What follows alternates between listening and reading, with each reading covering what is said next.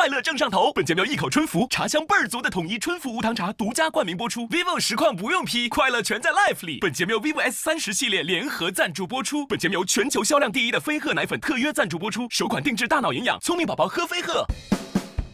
就算是个路人甲，咸鱼也要翻身的。浪花飘飘飘飘飘飘飘飘飘，谁不是个路人甲？谁又有资格评价？任他叭叭叭叭叭叭叭啦啦。努力奋斗，闪亮登场。吨吨吨，快乐正上头！感谢一口春福茶香倍儿足的统一春福无糖茶独家冠名播出。vivo 实况不用 P， 快乐全在 Life 里。感谢 vivo S30系列联合赞助播出。感谢全球销量第1的飞鹤奶粉特约赞助播出。首款定制大脑营养，聪明宝宝喝飞鹤，想咋地就咋地，去哪儿都能叫滴滴。感谢陪你去往每一种生活的滴滴出行赞助播出。有问题找夸克 AI 帮忙多欢乐。感谢2亿人的 AI 全能助手夸克赞助播出。拉开乐宝放开玩 ，Why not？ 感谢年轻潮流有态度的乐宝啤酒行业赞助播出。加入爱奇艺 VIP 会员，每周5、周6、12点，会员抢先看单口喜剧的硬核对决。上微博搜索喜剧之王单口季，一起喜笑一下。这个赛段叫做不服单挑赛，每个小队都将派出1位演员1v1，分数高的直接晋级。高端的厨艺往往只需要采用最肮脏的食材，你知道吗？我特别喜欢吃黄焖鸡里边那个蘑菇，我现在才知道那是别人的。打了足足2分多钟啊，他们都快打不动了。我那个同学被打的都快不动了，而我雷打不动。领导是跟我谈话呢，我说有8小时了，我的胸罩下班了，解脱了。我爸打小就跟我说，草房和猪圈将来都是我哥哥的。我说爸，这你可得看好了啊，哥哥容易塌房啊。这种感觉怎么说呢？就相当于你在一个山东的饭桌上，听主陪大聊女性主义。这我都懂，孔子、孟子、上野千鹤子。恭喜成功晋级，下一场。平均实力比较弱，只是有1、2个比较突出的而已。一般般，还可以，不好笑。哪个不踩？你说对不对？他们想赢，我们就让他们输。我掉。你们那段子我都听了，也就一般。希望你们撑住吧，等着吧。第2赛段的名字叫不服单挑赛，6个小组要分成3组进行小组之间的 PK 赛。来，黑灯公布一下你们要挑战的队伍是谁？那个，哎，在哪儿？对啊，不是那真的组吗？嘻嘻哈哈嘛。啊，对。平均实力比较弱，只是有1、2个比较突出的而已。哪个不踩？你说对不对？我感觉他们有点太嚣张了，真的。灭门。杀心就起了，我说别管了，干吧。哦，好，好看，好看。第2组的对阵也就成型了。那我们有请上位区的嘻嘻哈哈队，上一轮排名第1的，也是我们上一赛段总分第1名的嘻哈。嘻哈也是复活金牌的拥有者之一。谢谢。看有没有人选嘻哈吧。今年的最强的应该就是嘻哈。我其实，在看到付航和嘻哈在表演的时候，我脑子里就是2个字：天才。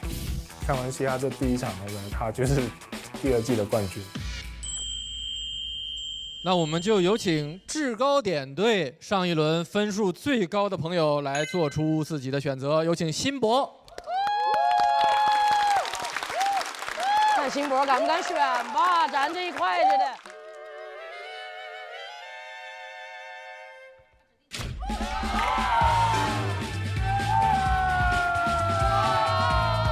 哎呀，这一块，我就爱跟帅哥打。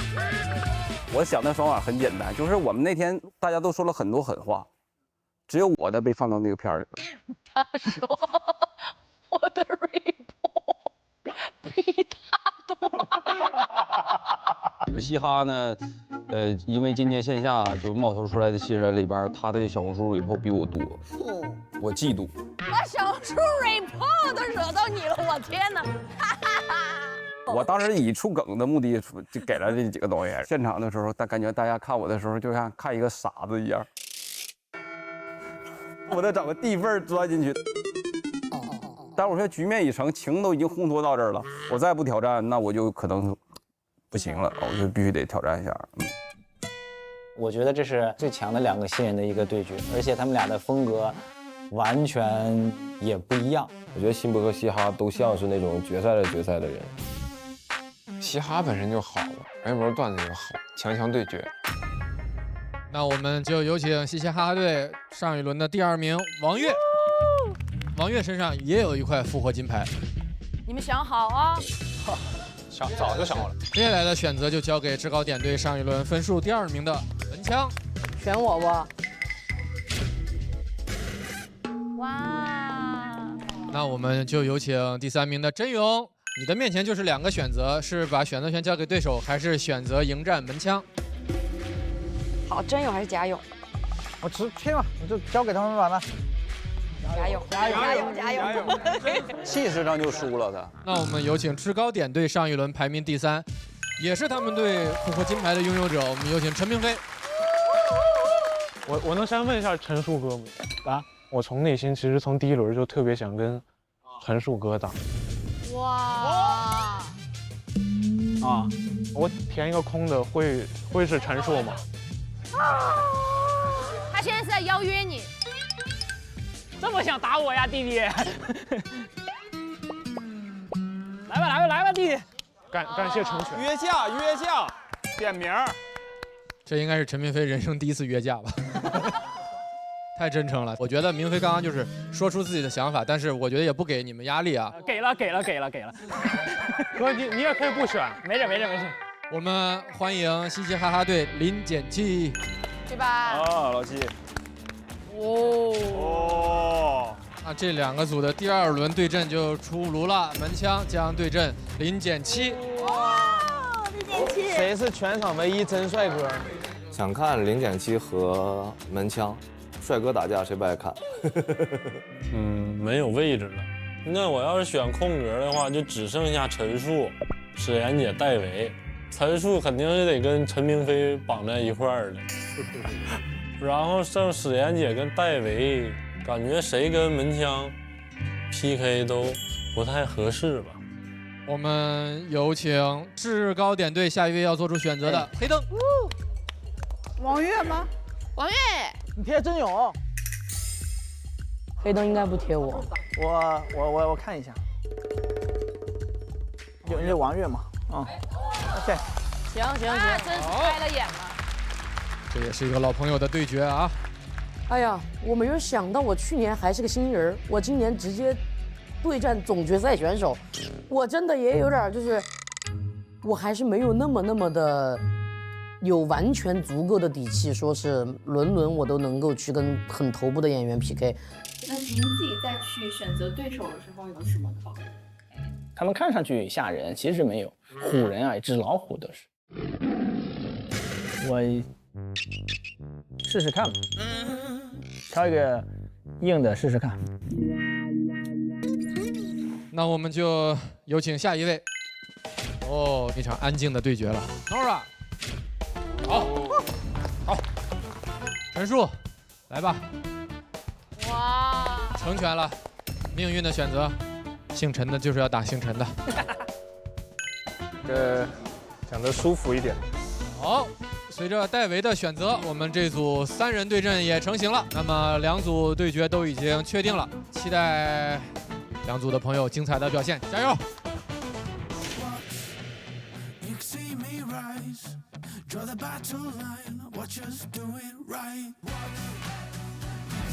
那我们这一期就希望我们全员晋级，嘻嘻哈哈，快乐老家。我们是制高点。要赢不要脸。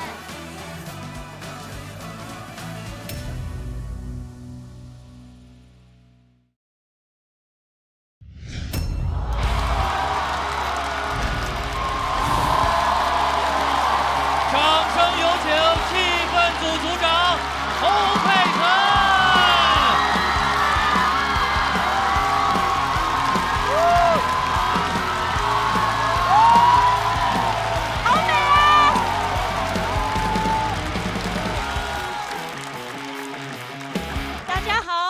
持侯佩岑。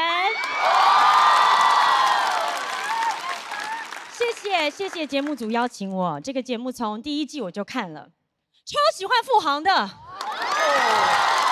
他给了我很多的自信。去年侯哥火了，今年换侯姐了。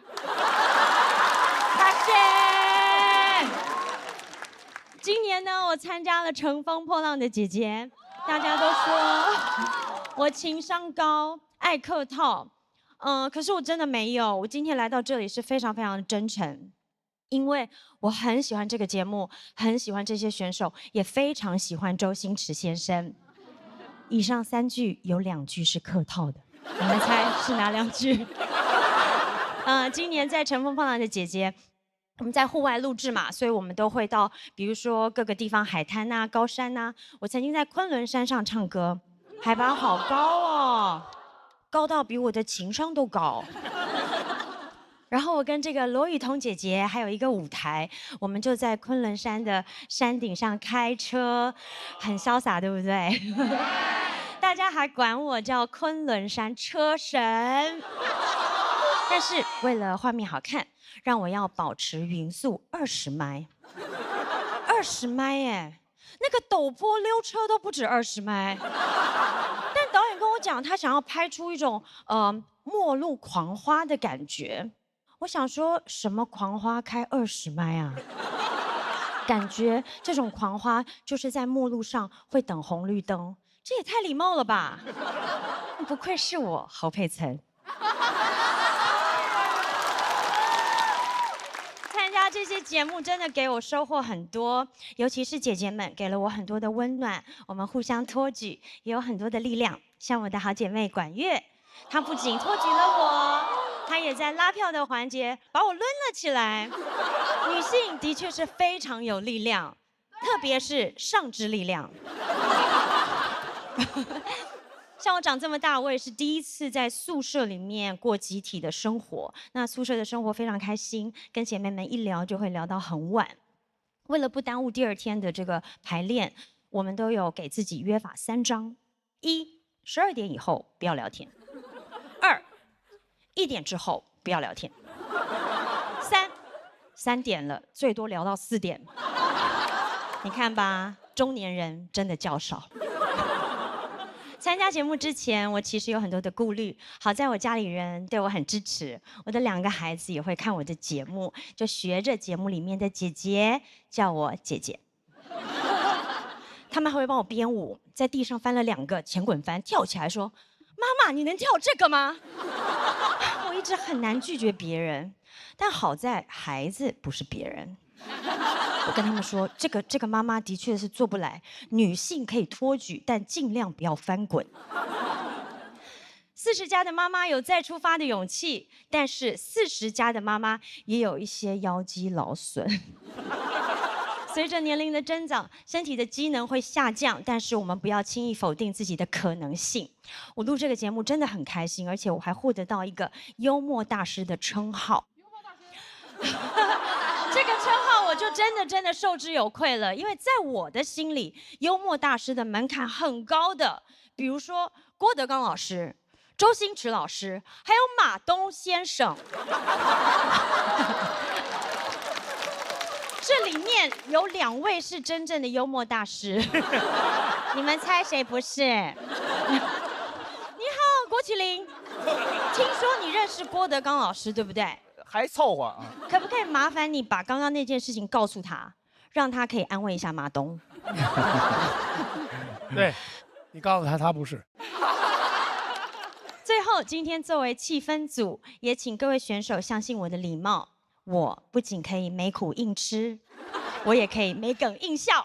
我都47岁了，还可以乘风破浪，大家也别怂。希望今天大家都可以有很好的发挥，突破自己。发挥的不好也没有关系，因为我们一定要坚持下去，相信自己，你们一定都可以活到47岁的。加油！感谢大家，我是祝福大家长命百岁的侯姐侯佩岑。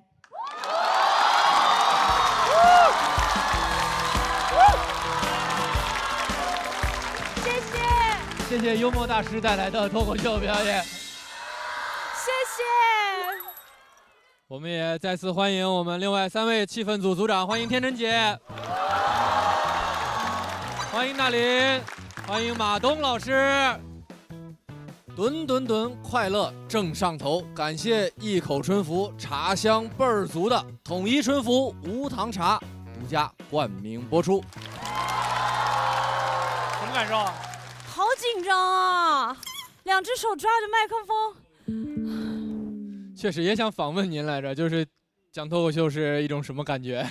是我一直很梦想做的事情，但其实真的太不容易了，所以我要对大家表达最高的崇敬。小鹿，我好喜欢你，我跟你表白一下。啊，谢谢啊，谢谢。咱们这是这一赛段的第2场，那上一场也是经历了一个非常激烈的也非常精彩的比拼，刘仁成带领的一个队跟刘洋教主带领的一个队，非常精彩。2位队长反正都已经在待定席待定了，可见比赛的精彩程度。那咱们几位对上一场的稍微简单回顾一下，可以有什么印象深刻的那些场面？我对于老登这个词儿非常敏感。不知道为什么，像整场一直都在老登。老前辈也是老朋友了。谢谢马登老师。我也不知道说谁，估计是你。我先努力活到47吧。我希望这一场都安排我在佩岑姐后面发言，我真的很想模仿她讲话的口气。那这样子好不好？好，我们一起帮接下来要上场的选手们，我们帮他们加油。好，好好哦。我们用比心的方式，就是各种比心，比如说比小狗耳朵啊、蝴蝶结，还有爱心，跟这边，然后最后是3个连续，每一个人都要走这一套流程，每个人一起，我们一起好不好？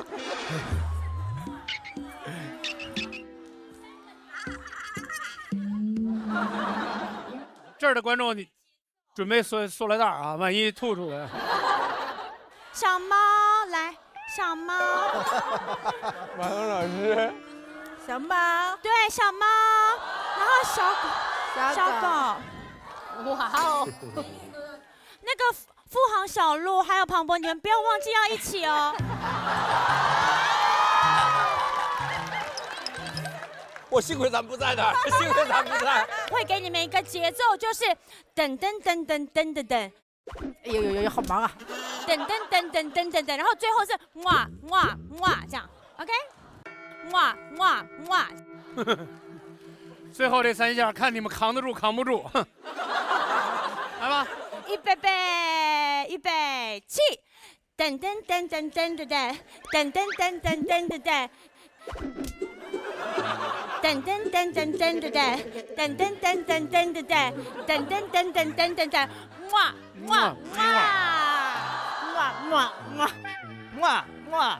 哎呀，好吗？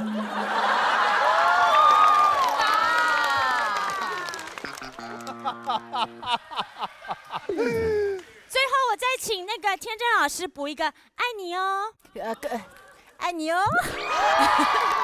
好。这场要对决的2个队伍，他们分别是由嘻哈带领的嘻嘻哈哈队，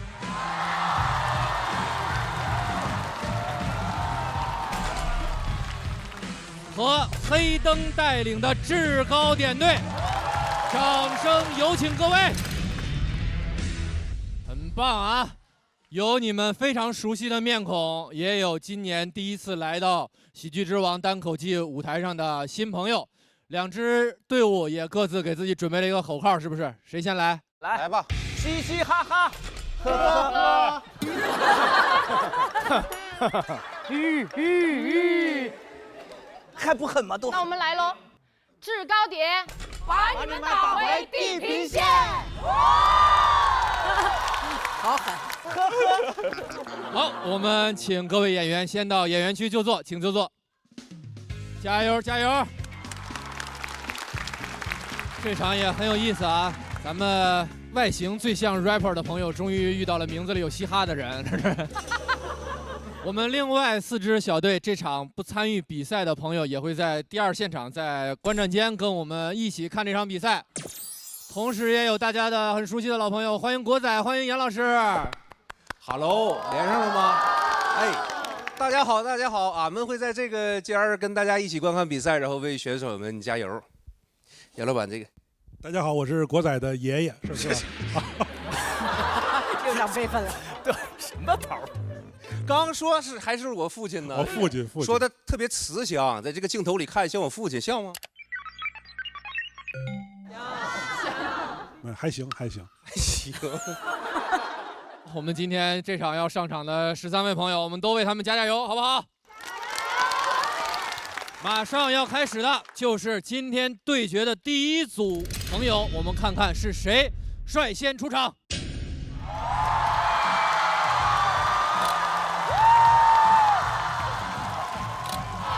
上来就是王炸，我天！都很熟悉了，请王悦、黑灯移步对战区。OK。都是去年就在的老朋友了，一位这个喜剧盲僧啊，一位颇具感染力的王悦。哇，王悦对黑灯啊！哇塞，必须支持王悦。那我投一个黑灯。那我觉得王悦，你觉得呢？我觉得也是王悦。你定，集合。好，加油加油！所有朋友都知道，开场并不容易，也恳请大家给他最热情的掌声，好不好？掌声有请王悦！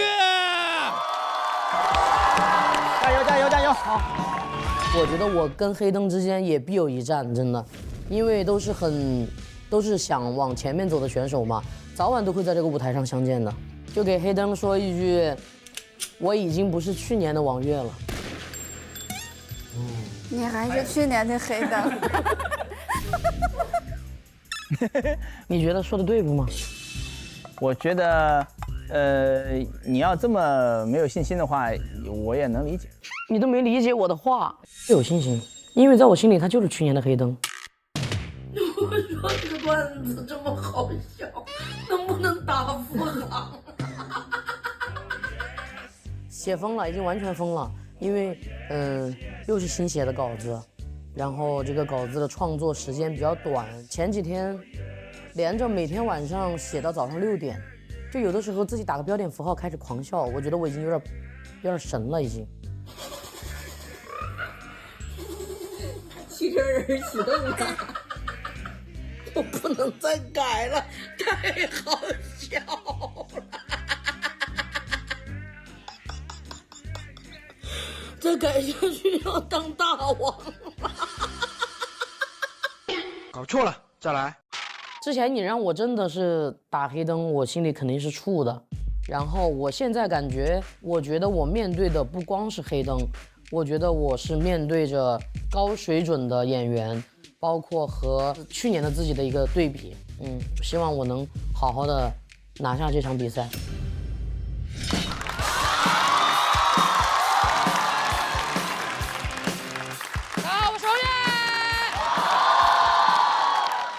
朋友们又见面了，真的哎！我去年上完节目过后啊，一直在全国各地巡演我自己的专场，大家有看了的吗？看了，没有看的不好意思，收官了哈。其实现在就是演的越多啊，我这个越容易暴露自己没有文化，真的，我是一个中专生，很多时候呢多多少少有点自卑啊。去年专场演了有30多个城市，现在专场演完过后有一个环节，大家应该知道是吐钱环节。就是先写上观众的名字，后面写一句祝福。这个环节我在全国各地演的都很顺利，直到我来到了上海。我搞不懂哈，你们上海怎么每个人都有个英文名？我英语真的很差，写都写不来，真的。因为吐钱环节啊，站在那儿，简单的什么 Amy、Lily， 我还可以猜一下。但你要是跟我说 Amy， 哎，我真的迷离，我云里雾里，你知道吧？有一次，个观众跟我说，他说我叫索菲亚，当时我的笔尖杵在那个纸上，杵了半天，我写了个 so。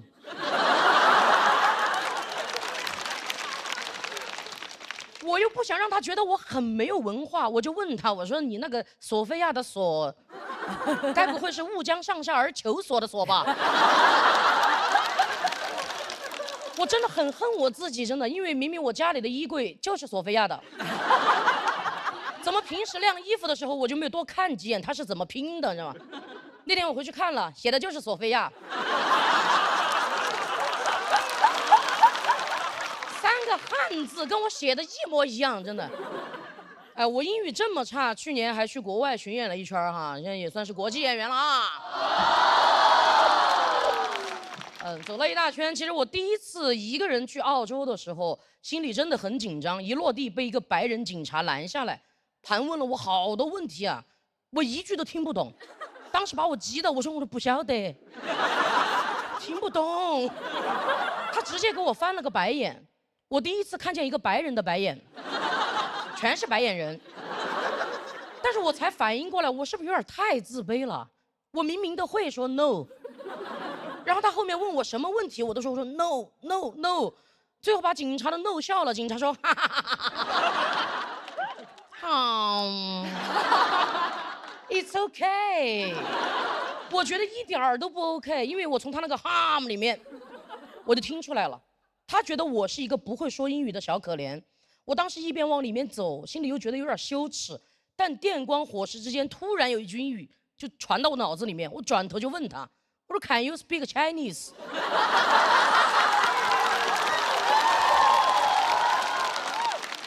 他说 No。我说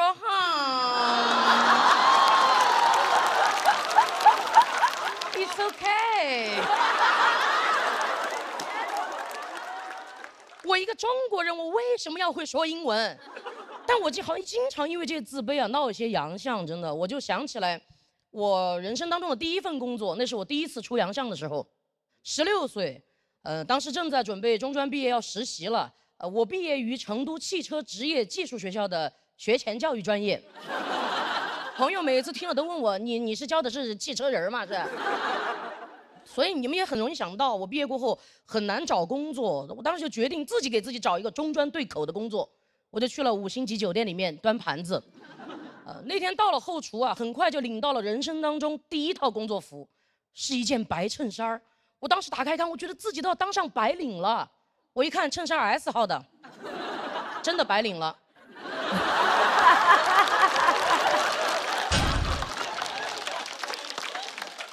而我根本就不好意思给别人说，就不敢提要求，说你能不能帮我换一件，因为我是一个中专生，我们的校训就是适应社会，适应社会。那个衬衫我穿了10分钟，社会真的很难适应，勒得我根本就出不赢气，你知道吧？那个扣子从上往下扣到一半就扣不上了。我一看，这不就是个车标吗？奔驰。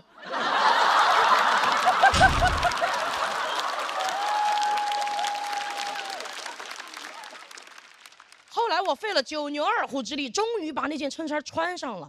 我一照镜子，妈呀，米其林！主管就开始训话，当时现场有60、70个人，我站在第1排。主管说：“来来来，大家都看我啊！”就在那个时候，我突然打了一个巨大的喷嚏，大家一下就都看我了。这个喷嚏有多大啊？我当时打完，直接把我打到第2排了。与此同时，我肚脐眼上了一颗扣子，像上了膛的子弹一样，啪的一声就崩出去了。哇，那一瞬间世界都安静了，只有我的肚脐眼在说：“哦，天亮了吗？”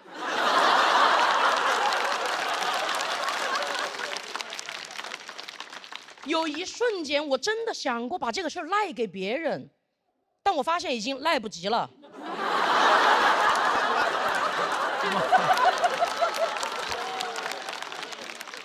主管捡着那个扣子，径直朝我走过来，他说：“这是你的扣子吗？”我说：“这是我的肚脐眼的盖子。”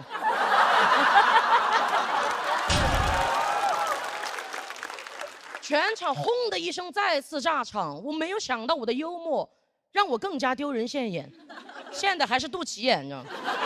朋友们，16岁的我也曾是少女。那天是我第1天在这个社会上登台亮相，我当时简直衣衫不整又整不了衣衫的，你知道吗？那一刻我在捧腹，别人在大笑。那个主管跑过来问我说：“你那么一大堆大号的，你为什么不管别人要一件？”我说：“我不敢。”他说：“扣子都敢崩，你有什么不敢说的？赶紧去洗衣房里面拿一个3到5个叉吧。”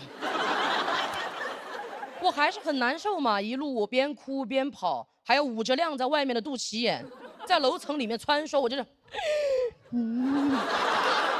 我真的很像一个赶着去被杖毙的宫女一样。进电梯我还要喊一声帮我按一下，谢谢。对面的人根本就没有犹豫，直接一巴掌按在了我的肚脐眼上。就他这个理解能力啊，我就知道他应该是我的同学。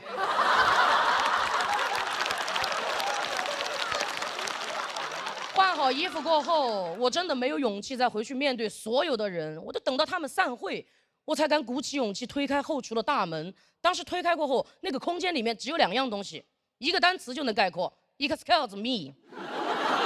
后来那个导演跟我说这是2个单词，我就说了我英语不好啊。但其实那颗扣子我一直留到现在了。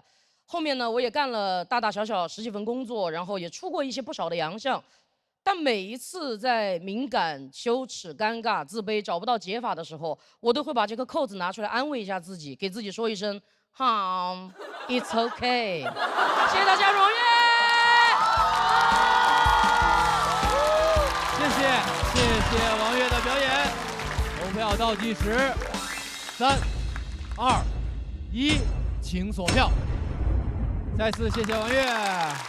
王悦每次的表演其实就是一是能量很足，二是非常非常的生动，就一下把大家带到他的那个情境里边，跟他一起去经历这个故事。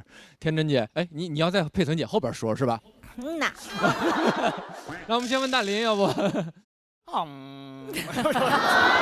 没错，真特别好。因为今年王悦的这个，我也不敢说是进步啊，就是跟去年完全判若两人。今年你的表现特别有大将风范，谢谢。然后刚才我看陆姐跟我乐那点一样，就是你们校训是适应社会，真缺德呀！非常好。我觉得王悦就特别喜庆啊，是吧？而且非常压台，就是不适合压轴或者特别压场，反正挺好。哎。第一个出来确实会紧张是吧？对，有点紧张，但还好。其实我上来感觉大家就是很接纳我，就放松很多了。其实，王悦，你觉没觉得好多演员都有那种，就是一场特别好，另外一场就很难接，然后一旦荡到谷底了，突然又会有一个特别好的一个作品，都有这种起伏吗？其实我自己就是这样子的，因为有的时候，感觉面对一个话题题材，想讲的东西很多，但是怕自己又处理不好。然后有的时候就是我这篇稿子可能在开放麦上试的次数也比较少一点点，就是一场好一场不好。但是我觉得我能表达自己想讲的东西，讲给自己16岁的王悦听，我觉得就已经很好了，真的。好，我想跟你说，还有跟16岁的王悦说 ，You're awesome。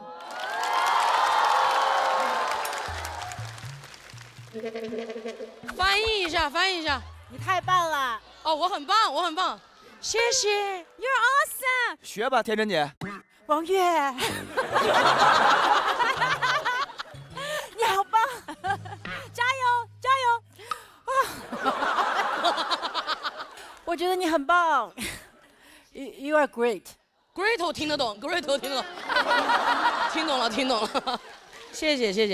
去年我觉得你那个就是像打散弹枪一样。会有很多精彩的一个子弹冒出去的漂亮的烟花，但是今年你就是可以排兵布阵了，把你的人生故事和你的文字，排列组合在一起，所以我觉得是既有强大的能量的呈现，然后又有那种点状的冲击到人的部分。谢谢，你真的非常好，因为你的人生故事其实会跟很多人不太一样嘛，从去年你讲到的那些诈骗呀、什么相亲啊之类的，包括他跟他的长辈共处的一些经历，都留下了非常多深刻的印象。然后今年的从上一篇到这一篇，所以我觉得王悦你的脱口秀是特别的女性成长史，就是一个女孩可能在人生过程中会遇到的很多故事，可能都被你遇到了，然后但是你都用你自己的方式去经历了他们。我在想，16岁的你那一天肯定是很尴尬。跟不知所措的，但是你留下那颗扣子，那颗扣子就是你面对尴尬的时候重新站出来面对人生的那个勇气，所以也是今天可以让你站上舞台的那颗扣子。谢谢。谢谢。而且确实开场之前也不想给王悦太大压力，王悦也是我们复活金牌的持有者之一。上一场是打败了刘洋，是吧？对，这块金牌是从教主手里硬生生啃下来的。哎呀，我就怕提这个。哎呀，老提。付航从去年开始，其实就一直特欣赏、特喜欢王悦，对吧？王悦台上台下一样可爱，个人魅力太强了，永远对你表达喜爱。最后嘱咐你一件小事儿啊，以后出国不用担心英语不好了，无论国内外，滴滴都能用中文打车，陪你去往每一种生活。想咋地就咋地，滴滴出行这个是真的 OK。好的 ，It's OK 啊。谢谢王悦给我们带来这么精彩的开场表演，也是获得了气氛组的满票，谢谢你。先不公布票数，对决之后统一揭晓，请你先返回对战区等待。我希望大家能从我的故事里面走出来，然后进入黑灯的世界，好吧？谢谢大家。闭眼，全体闭眼，来，这组闭眼。谢谢你。那下一位演员也不用过多介绍了，掌声有请黑灯。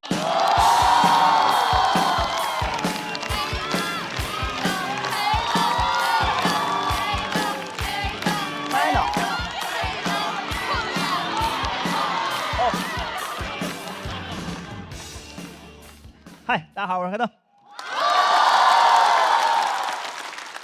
准备好进入黑灯的世界了吗？那关了吧，看见是吧？朋友们，遇到过那种情况吗？坐高铁，一上车发现你的座被别人给占了，挺常见的，对不对？我遇到过一次，不给残疾人让座，跟残疾人抢座，是吧？高铁的座位还有一个很贴心的设计，你们可能不知道，买票选 A、B、C、D 那个页面会弹出一个提示框，说系统给您安排了残疾人专属座位，是否接受？见过吗？没有也没有关系，以后办了残疾证自动就会弹出来不要着急，每个人都有机会第一次看见的时候我还挺感动的，人文关怀嘛，对不对？接不接受？肯定接受啊，有便宜不占王八蛋呀都。点完接受，他开始转圈加载，转了半分钟，说卖完了。系统给您安排了其他席位，祝您旅途愉快。谁还能愉快？你没问我之前，刚才老子挺愉快的。我说天儿不错，出去溜达一下。一出门碰到一个大哥过来拍我肩膀，小伙子，我说咋了？他没事，哥提醒一下，你残疾，拜拜。生活愉快。现实生活中没见过这种人吧？活不到成年，挨打最多就这样的人，是吧？跑到你跟前都是，巧克力吃不吃？巧克力，我爸从比利时带回来的，比利时的全世界最好的巧克力，要吃吗？要吃，让你爸出国买。巧克力叫 chocolate， 谁要吃你的巧克力？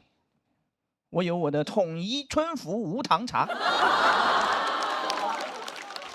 一口春福，茶香倍儿足，不用出国，想喝哪儿都能买到。你就说你想不想吧？你肯定想，赶紧去买，别等了，视频暂停一下，现在就去，我等你那天我就没有买到那个残疾人专座，就是一张普通的票，一上车发现还被人占了。我是 D 嘛，那人坐在上面，我就我说是不是搞错了？我刚想张嘴问他先发制人，他说你坐那个 C。就那个笃定啊，那个不容置疑，你坐那个 C， 我就怀疑我是列车长，他是什么人？凭什么命令我呢？对不对？你跟我商量一下，不用真商量，有那个意思，语气到位了就能接受。你能坐那个 C 吗，小伙子？能。你坐那个 C 就不能了。但这都是事后复盘。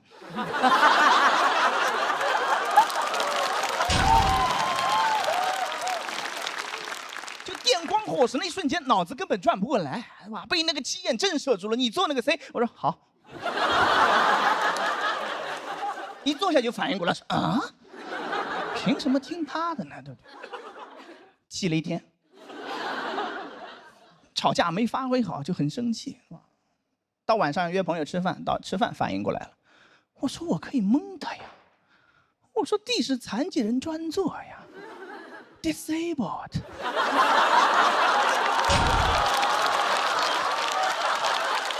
他就应该坐在地上呀。哦，下次再遇到这种，我就跟他掰头，我说你自己滚到 C 上面去，我就要坐我的地。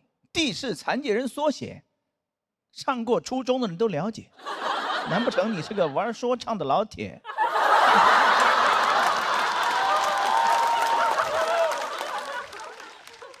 我那朋友说，残疾人缩写那不就 C 吗？次安残，你做个 C 没问题。次安残脑子又没转过来，是吧？我说照你这逻辑，我做 B 也可以啊 ，blind 坐在 B 上面也非常合适，是吧？他说让你做 A 也能做，我说 A 怎么也能做？他说大家看你第一反应就是哎，残疾人来坐。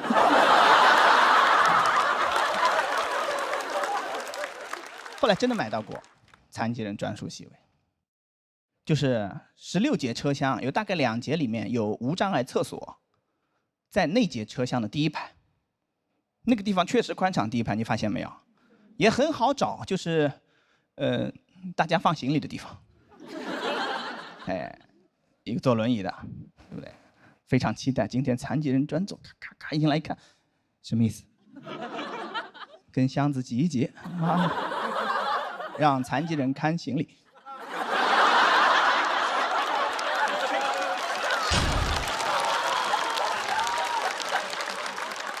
不怕他偷啊，确实是吧？他偷了他拿不走啊。其实真正的原因是什么呢？因为第1排是离车门最近的，能理解吗？行动不便，一进来就到了，这个确实很合理。但是卖票那个页面上的问题，那个弹窗到现在没改，5、6年了，一行代码就解决问题了。你把这2个步骤的顺序前后换一换，你别上来就舔着脸就问你说，哎，要不要？你先回家翻一翻，你库存你找一找，我还有没有？就有你再出来卖啊，对不对？没了，小嘴巴就闭起来，对吧？你说微信群里面红包抢完了，是不是就应该把它撤回去？点击详情，谁想看谁抢了多少钱？我没抢到，我就不想知道了，对吧？体验很差，真的啊！祝你旅途愉快。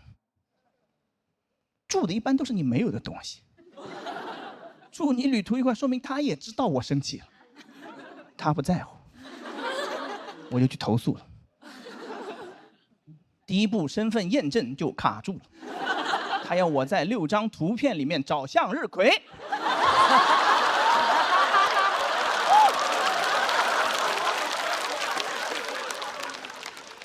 没有办法了，是吧？事儿很小，但是，哎，确实体验很差。我确实没什么办法，我就讲个段子，就当笑话这么一讲，你们就听，对不对？哎，但是产品经理。你不要就当个笑话听啊！你走走心好不好？你当个事儿办，对，能不能改？能，肯定能改。你现在就去改，别看了，视频暂停一会儿。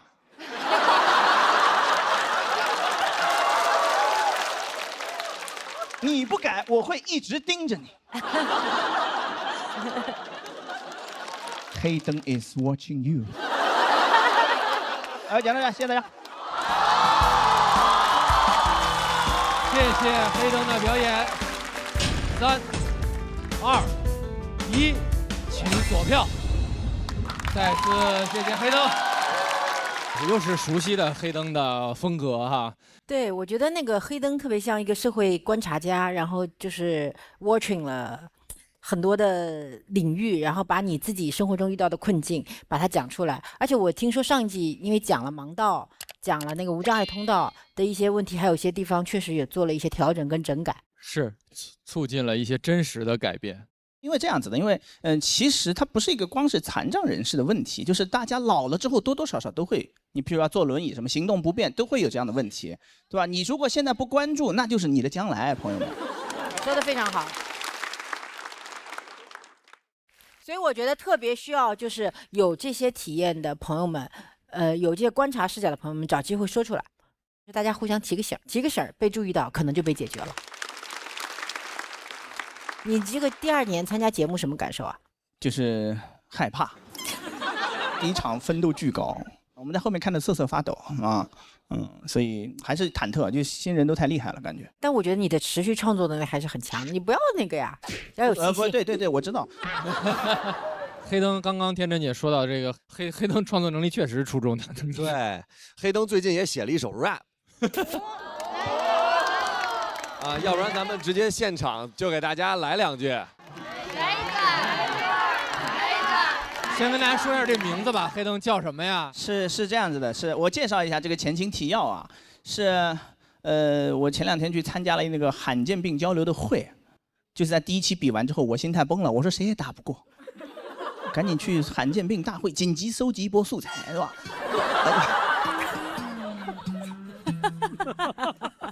然后我就问他们，然后他们就有好几个坐轮椅的朋友跟我讲了那种受到了一些限制，本来是 OK 的，突然来了一个，我听了就很生气嘛。我说行，这个第2轮就写这个，然后稿子没写出来，然后就改吧，写了首歌就变成就是讲轮椅的一个事儿啊，就不能唱完整了，可能唱几句副歌的地方可能吧。来 DJ 抓个 B， 来抓个 B 啊！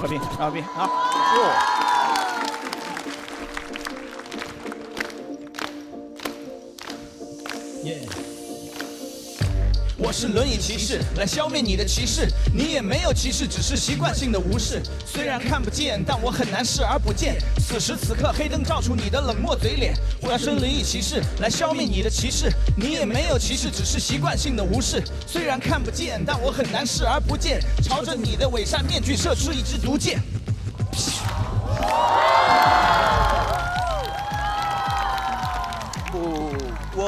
bro， 谢谢，非常感谢，但没有达到我的标准，不好意思，我听听你的阿卡贝拉。你真是个 rapper。对，不是那个，本来就是我的行头，这就是。有人给黑灯捐款吗？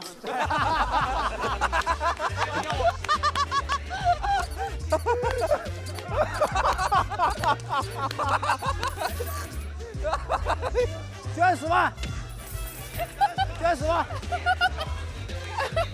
我们组只有节目。黑灯，我觉得你超帅的哎。虽然你叫黑灯，但是你是我们大家的明灯，爱你哦。哇，行业也有明灯了，哎呀。我觉得黑灯交流感特别好。就是你看他，其实不管他在作品里还是在作品外，他能跟台下的所有观众们就随时的就能够建立联系。我觉得这是一个台上的演员特别难得的一个素质，因为他们可以眼神交流。我只能跟他们聊天那种，就大概这样抓住他们的那个。但是说明你很敏锐啊。哎，除了你自己这个就最熟悉的这个题材之外，其他题材你还有感兴趣的吗？其他题材也有一些吧，但是这个很扎心的一点就是，我去年一整季讲了7篇稿子嘛，有6篇就是关于这个残障相关的，然后有1篇是讲那个西藏旅游的那篇，结果最后传播度最广的就反而是那一篇，所以我就觉得这个事儿其实很难感同身受。他能感受的就是他平时遇到那些东西，这个东西你其他讲的再多也好，但他不会有那么大的感受。对，所以只能坚持讲下去，就靠数量堆出来。我觉得是，对吧？一直讲。但我觉得你刚才那歌的时候还挺那什么的，尤其那些歌词啊，那种哎，那个可能传播起来会。就反而就特别容易。对，是觉得那个就是，有的话就是我们这个可能得掰开了揉碎了讲，歌词可能能稍微含蓄一点，能传播的广一些。虽然我那个也不太含蓄。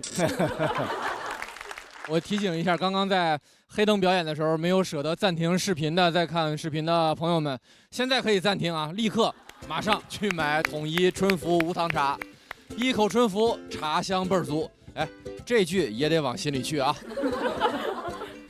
焙茶、绿茶任你选择，黑灯和我都在 watching。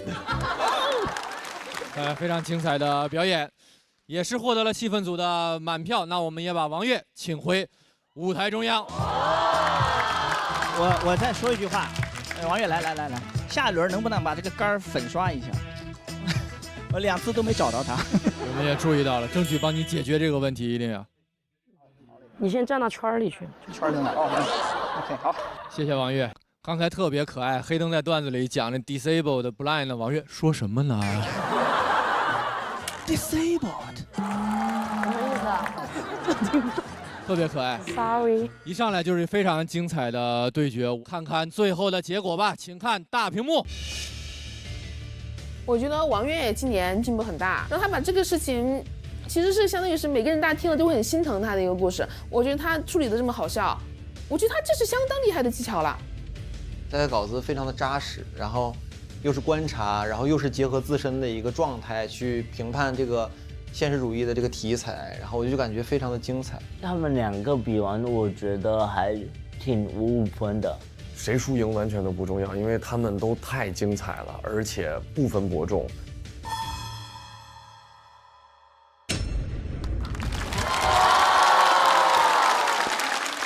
首先恭喜黑灯181票成功晋级，请你前往晋级区。王悦179票，也是非常出色的成绩。哎呀，但按照规则要暂时前往待定区，有什么要和大家说的？我也没有什么太多想说的，因为这一季其实来的时候呢就很开心，因为我好朋友嘻哈跟我一块儿来了嘛。然后上一轮我们表现都挺好的，然后这一轮的稿子呢，其实也是了了我自己的一个心愿，其实，然后也感受到大家的喜欢。哎，妹妹，179绝对走不了。哦，走不了啊。走不了，走不了，妹妹绝对走不了。哦，我还有金牌的嘛，不说了。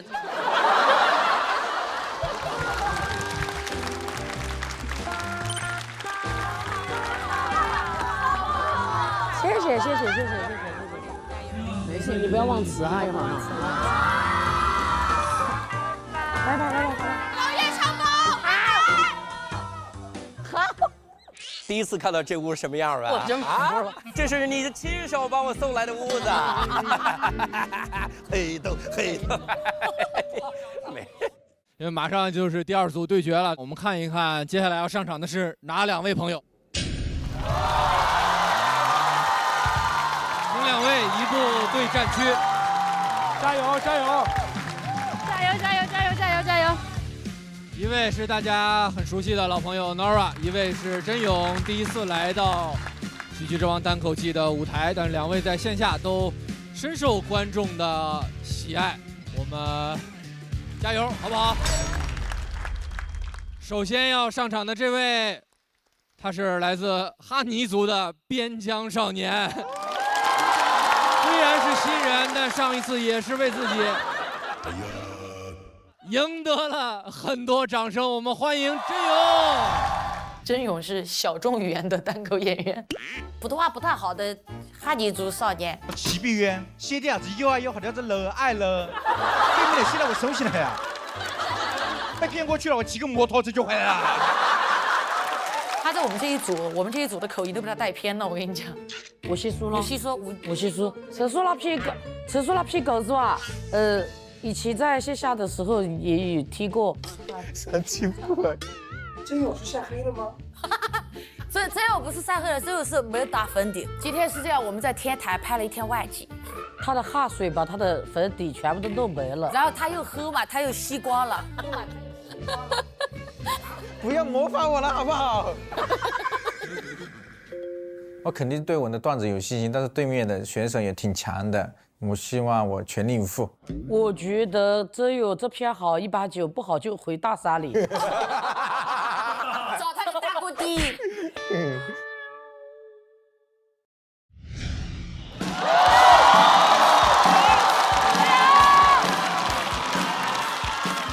好了，大家好，我是真勇。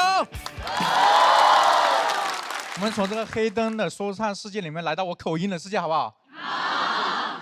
我是这个来自云南的这个哈尼族，因为我是少数民族嘛，所以从小讲这个民族话，我的普通话很差。但是大家敢相信吗？就我这口音，我大1的时候居然敢去参加我们学校的演讲比赛。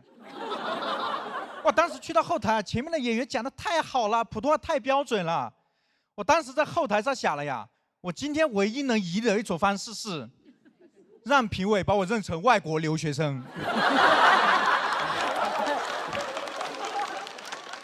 所以我上台之后疯狂学那些留学生说话，我甚至为了拿高分，我学他们喊“我爱中国”。而且我这个哈尼族是生活在一个去年非常火的一个山区，叫哀牢山区，大家刷到过吗？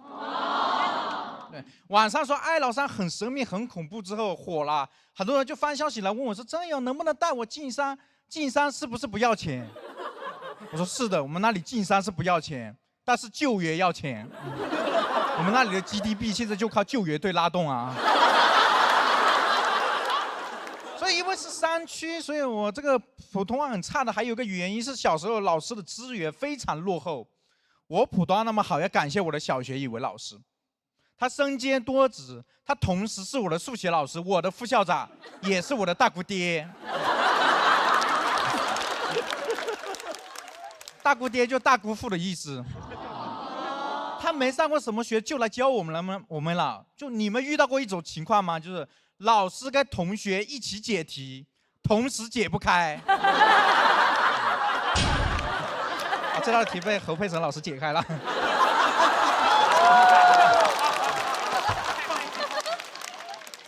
我都怀疑他不是来教书的呀，他是来跟我们一起复习啊，因为他也想考初中呀，我感觉。但是他比你们的小学语文老师伟大多了，因为他的确做到了，把毕生所学都教给了我们啊。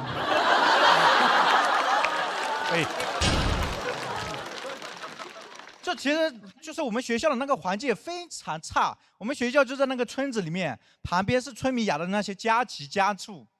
小时候大家也做过那个鸡兔同笼的题，我们都不用算，我们直接出去数。但我数了很久，告诉大家一个正确答案。鸡和兔真的很难同笼啊！这动物根本关不住，它跑进了学校里面捣乱。有一次，老师在黑板上面解题，有2头牛就冲进来了。我们说老师牛啊牛啊！老师说谢谢谢谢。但是他转过来之后发现情况不对劲，他要立马紧急停课，假装赶我们走，让我们回家。但是我们一个学生也没走呀，我们想看呀，所以这么跟大家说吧，我小时候云南半步都没出过，但是我在现场观摩过西班牙斗牛。所以小时候一直感觉我一直跟动物生活，在我留下了那深深的印象，以至于我长大之后去酒吧，我那个逛山园的游戏都脱口而出。啊，记得有一次喝酒醉了，别人问我动物园里有什么，我说有教学楼。他说没有，我说有大姑爹吧。教材也非常落后，教材是一代代传下来的，他们会在上面乱涂乱画。我印象深刻的一个教材，课本上齐白石的虾，到我这里的时候已经在约压锅里了。他们还把课本上所有人物的这个眼睛涂掉，就抠掉，就是人家齐白石画虾，他们把齐白石画虾。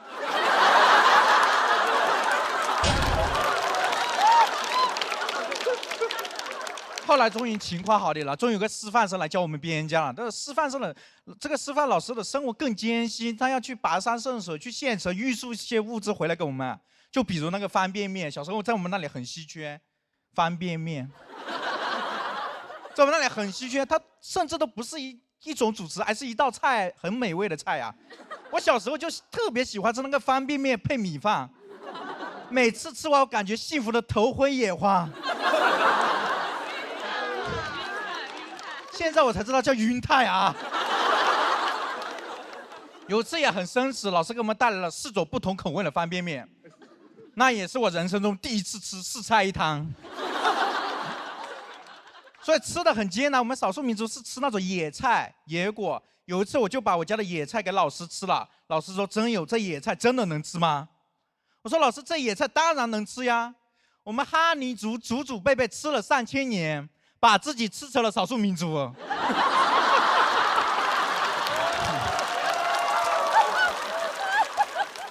但是我们现在边疆条件好起来了啊，赶上了时潮，还喝上了新上市的统一春服备场，采用珊瑚工艺啊。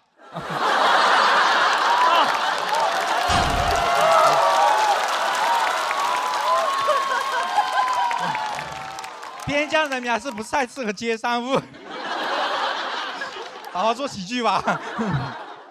但是对于当时的老师还有个特别难的点是洗澡，我们都是在河边洗，但是他不好意思跟我们洗，他就要跑去深山里面洗。每次他跋山涉水去，跋山涉水回来，相当于白洗啊。但每次他往深山洗的时候，我们很担心他呀，担心他不熟悉路危险，更担心他太熟悉路了。就走出去了，再也不回来了啊！所以很多人不理解，这么条件艰苦下，有的老师坚持了半个学期，有的老师坚持了1个学期就走了，这个老师坚持了3、4年。后来我们才知道，他跟学校签了5年的劳动合同。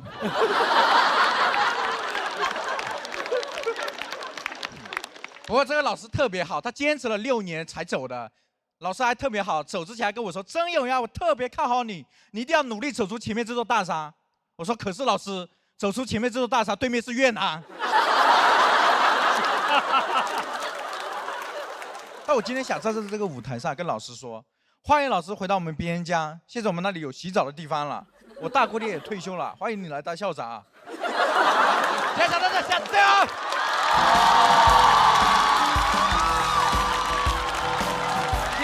谢谢真勇的表演。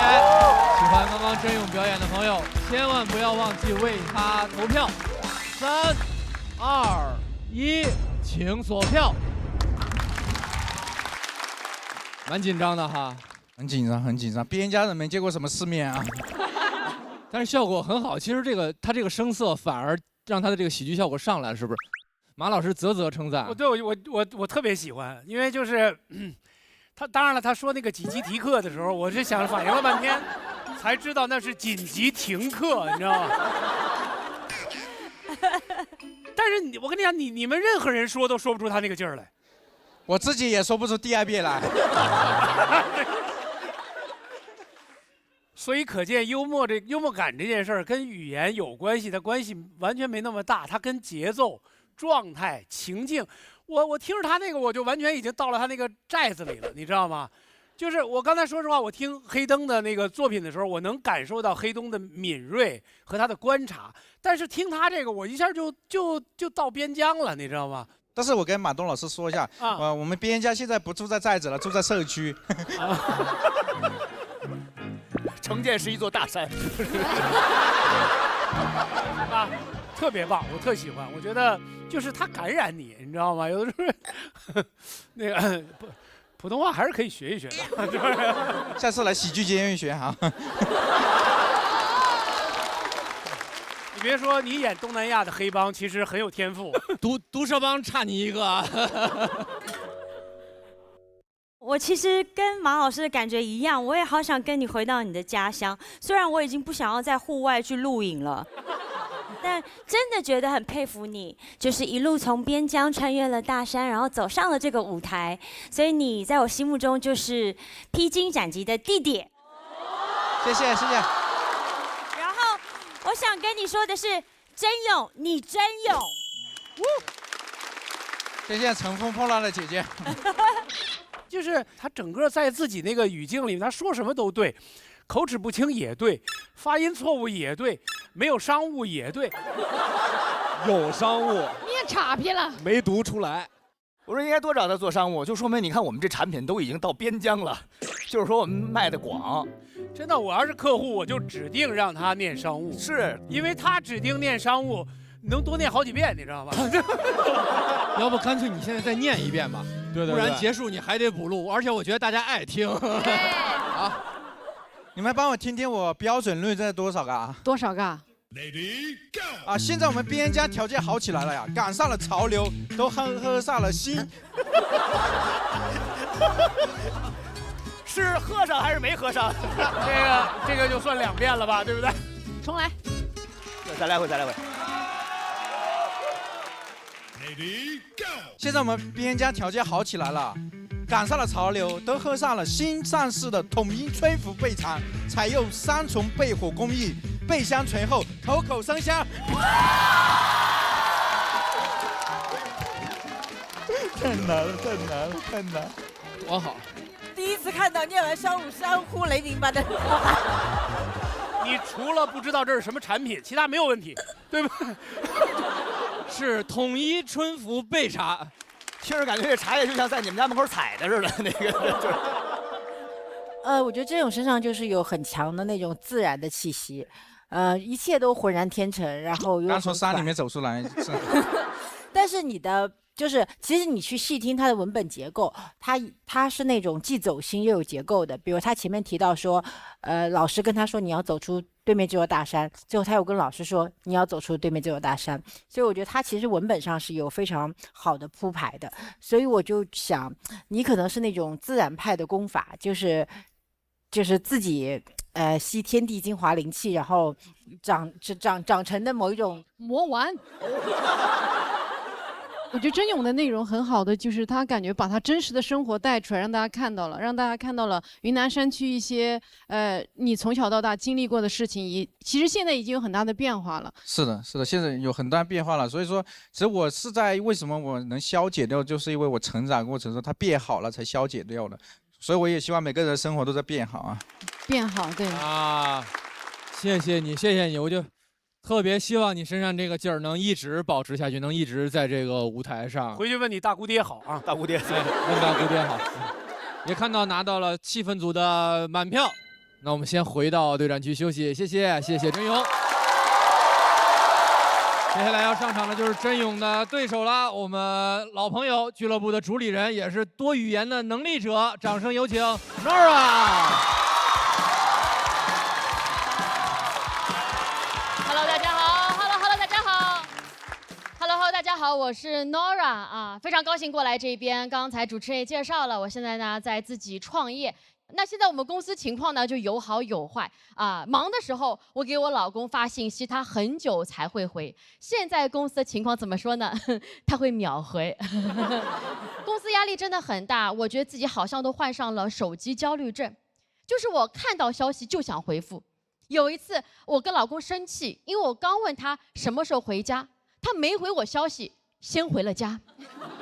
而且我现在看到微信上那个小红点啊，我也很受不了。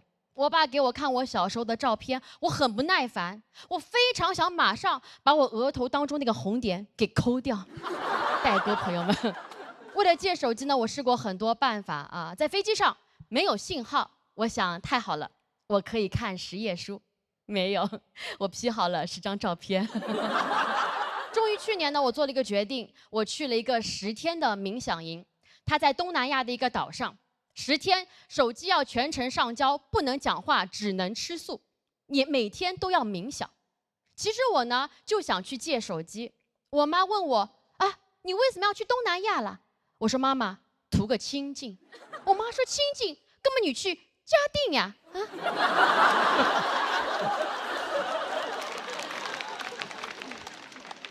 我说妈妈，冥想就要去个大家都不认识的地方。我妈说跟你去王明霞阿姨家呀，啊，王明霞是谁？你看你不认识的呀。好不容易买到机票了，又遇到的新的情况，就是那个飞机啊是早上9点的航班，但是8点呢有台风会登陆浦东机场，别人都退票了，我不退，我硬飞。我想万一呢？万一该飞的时候机场正好在台风眼里，不就可以飞了？我老公知道我要去机场啊，说了一句预言我未来的话，他说：“老婆，你真勇。”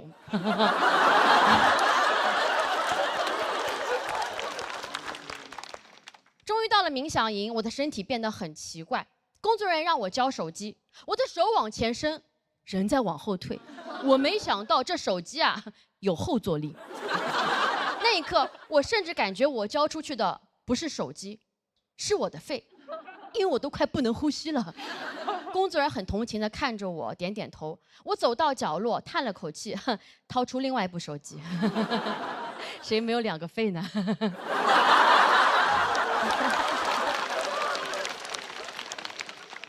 在被警告要被赶出去之后呢，我真的过上了没有手机的生活。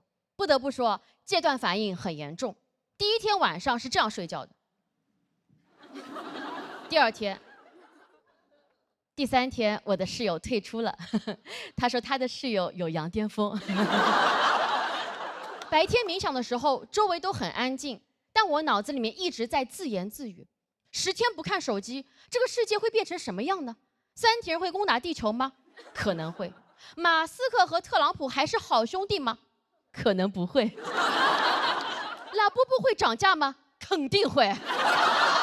我为什么要来借手机啊？难得休假，我应该在别墅里面唱 K。我好想吃银龙鱼。我在脑中研墨下笔写下4个大字，我说还我手机。朋友们，没有手机只能冥想，这个过程很痛苦，我也想过要放弃，身边有很多人退出，但我还是坚持到了最后，因为中途我悟了，冥想营最重要的是什么？是冥想吗？不是赢。冥想营都结束之后呢，我也没有马上去拿手机啊，我找到了主办方，我说谢谢你们，这10天我放下了手机，放下了焦虑。最后想问一下啊，证书哪里拿？他们说没有证书。我当时就急了，我说没有证书，这怎么证明我放下了呢？我感觉我一下子又拿起来了。我拿起手机，果然看到很多消息，很多朋友呢都很担心我，连发好几条，说怎么了？给你打电话关机，要帮你报警吗？3条之后就没了下文。我感觉我放下了手机，而他把我放在了回忆里。工作群里面呢也很太平，10天没有回消息，居然完全没有耽误。看到这里，我更焦虑了。我马上开始回复所有的群聊，直到682个红点都没有了，我才感觉到这10天从来没有感觉到的平静。那一刻我发现啊，我可能就是喜欢这种忙碌的感觉。会焦虑是因为我内心很羡慕那种非常松弛的朋友，但也许 love and peace 就是接受自己、爱自己的状态，内心才会 peace。所以朋友们，我也不会去冥想营了，我最多只会去王明霞阿姨家。谢谢大家，我是 Nora。谢谢 Nora。喜欢她刚刚这段表演的朋友，千万不要忘记为她投票。投票倒计时，最后3秒钟，请锁票。再次谢谢 Nora， 谢谢。谢谢。刚才那个是真实经历是吧？是的，去年9月份的时候去的，然后去了10天，然后的确是说整个环节都是，它是让你放下所有的思维，所以不能带笔和纸。但你们也知道，脱口秀演员真的非常想收集这种素材，所以我每天就躲在被子里面偷偷写，因为他发现的话会把你叫出去。所以你10天才有682个没回的是吗？对。您会有多少个？对，我去过一个7天的，啊，我这后面没数了，就是点儿啊。对，这很难得的一个感受，但我应该不会再去了。我觉得这感受一次，你呢？对，去的时候其实我还没讲，那个地方还是免费的。朋友们，去年9月份的时候，你告诉你妈，你要去东南亚一个10天免费男女分开关交手机的地方，我妈都觉得我疯了。所以就是，但这真去了，的确我觉得还是个很特别的经历啊。在这边完全做不到手机完全不看10天这样子。棒，挺好的。我跟 Nora 有一样的经验，就我参加过一个，就是类似于冥想营，要交手机，我带了3部，交了2部。可以表演一个这个小才艺哈。就是我没有办法，我在那一刻意识到我没有办法失去跟世界联系的权利。就如果我自己安静下来，我 OK， 但是我想联系的时候，我不能联系的时候，我不行。就是我，所以我对他讲的东西是有感觉的。那你现在还是会一直玩手机吗？就是因为手机上一直会有工作消息，我觉得创业之后就没办法，就没有下班时间，然后周末演出，然后周1到周5的话就做一些俱乐部工作的事情。哦，所以参加冥想营也没用。我自己放下手机的方法是因为我现在年纪越来越大了，我现在有老花眼，所以手机看不清楚，半夜想玩的时候还要起来找眼镜，所以没关系，你到了中年你慢慢就会放下它了，因为你也看不太清楚。对，48花一花嘛，48当天下午就花，我跟你讲。估计王明霞阿姨不怎么爱看手机。对，我其实就刚才您提了一嘴这王明霞，我其实对她特别感兴趣。你认识？我不认识啊，我不认识，大姑爹我也不认识。我很喜欢这故事当中突然出现的第3个人，他是特别喜欢这种特别葛的那种。对。我想问问 Nora， 你自己就你是个这么想赢的人，那你来这个节目会被想赢这个事情放大你的焦虑吗？我就是告诉自己说，人可能活在世上也不会只有一个目标，对吧？我现在来也是希望能够多宣传多语种脱口秀这么一个文化，所以今天我来呢，不但是表演，也是来宣传和推广。谢谢大家，可以看看这边的哈 Spicy Comedy 啊，欢迎大家来看一下我们的英文、上海话、粤语的各种语言的脱口秀，感谢大家。是的，那个 Nora 也是拿到了气氛组的3票，我们把真勇也请回舞台中央。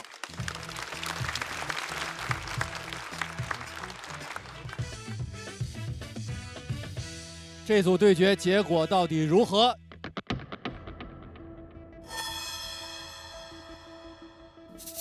请看大屏幕。恭喜真勇177票成功晋级，请前往晋级区。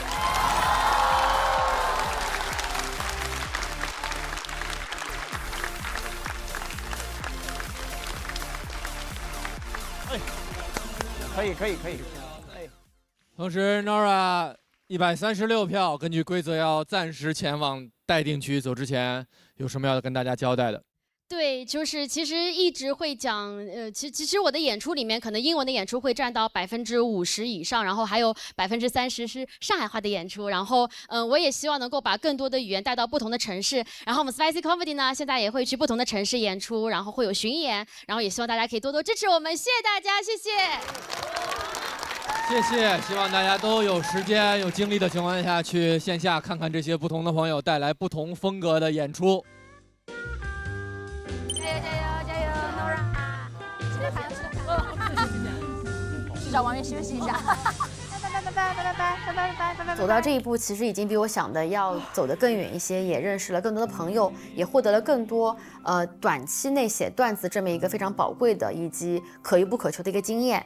那我还是希望回到我线下那么多可以跟观众做更多连接的剧场也好，或者是演出也好，或者是很多不同的活动形式也好，真正把喜剧扎根到剧场，带给更多观众。背还是不背呢？背不错，试试统一春福备茶。备茶？对呀，备过的茶就是香。1倍降苦，背稿没痛苦。2倍提香，爆梗句句香。3倍口口声香，春福心服口服。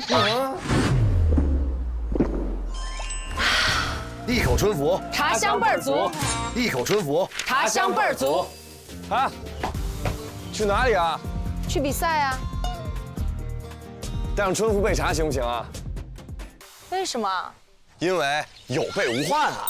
一口春福，茶香倍儿足，还是无糖哦。对决继续，我们接下来要迎来的这轮 PK， 也就是非常残酷的这轮1对1的 PK。他们3个人中也只有1位能直接拿到晋级席位，其他2位都会前往待定区，是压力也是挑战。我们看看这组对决是哪3位朋友。